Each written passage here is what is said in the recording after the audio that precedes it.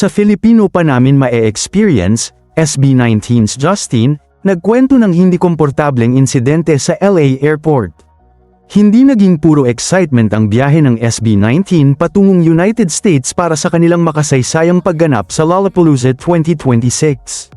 Sa isang vlog, ibinahagi ng bunsong miyembro ng grupo na si Justin De Dios ang isang hindi magandang karanasan nila sa Los Angeles International Airport na kinasangkutan umano ng isang Filipino airport employee.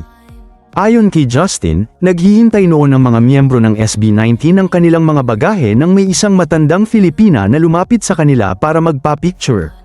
Nakapagpa-picture na umano ito kay Stel, ngunit patuloy pa rin ang pagkuha nito ng video o larawan habang naghihintay ang grupo sa luggage area.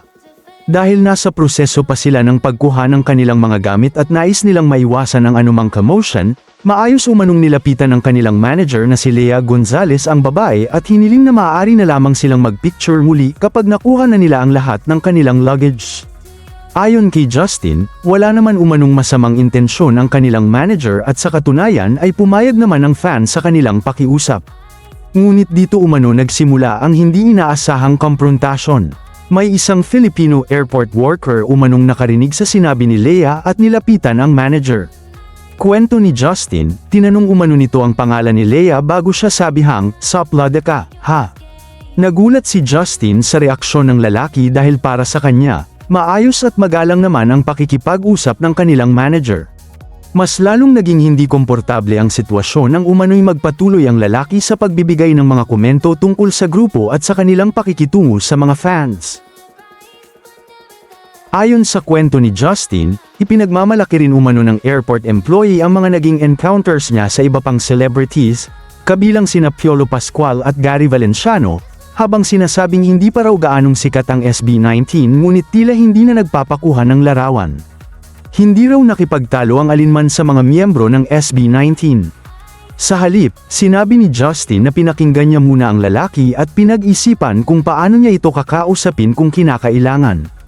Gayunman, aminado ang singer na nasaktan siya dahil kapwa Filipino ang gumawa ng naturang komento.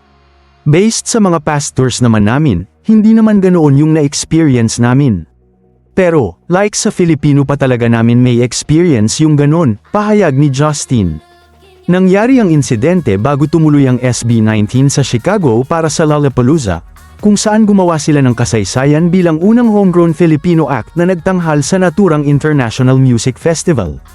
Noong July 30, 2026, umakyat sina Pablo, Josh, Stel, Ken at Justin sa Alliance Stage sa Grant Park para sa kanilang isang oras na performance. Sa kabila ng hindi magandang airport experience, ipinakita ng SB19 na hindi yun naging hadlang sa kanilang pagdala ng musikang Filipino sa pandaigdigang entablado.